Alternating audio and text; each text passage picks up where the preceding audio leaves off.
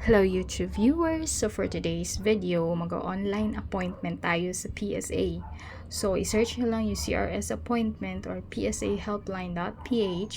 Tapos yan, magbe-verify sila, may i-click ka dyan yung I agree, and then may mga reminders, i-click mo lang yung next. After mo basahin yung mga info at saka yung mga requirements kung paano mo makukuha yung papers like birth, SANUMAR, or death certificate sa PSA.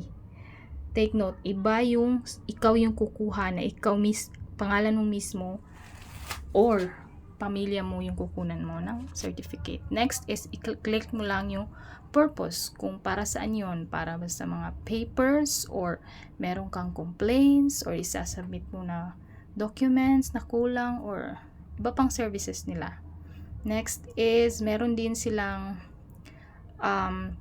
sinabi dyan na free of charge for first time mo kinuha. Tapos click mo lang anong region ka. Tapos mag-a-appear dyan sa region na yan kung nasaan yung PSA office nila. Yan yung address. Tapos yan yung mga prices. Sa birth, death, 155, SANUMAR 210, at iba-ibang mga copies. So after mong basahin yung lahat, sa last part, merong next, click mo lang yan. And then, yan yung information nung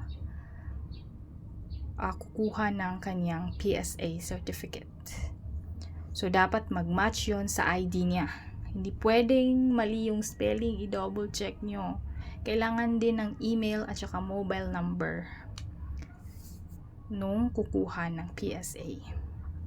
And then, pagkatapos mo niyan, ayan, mag-a-appear na yung appointment date at time, at make sure na ahead ka or 30 minutes ahead. So, that's all. Thank you for watching.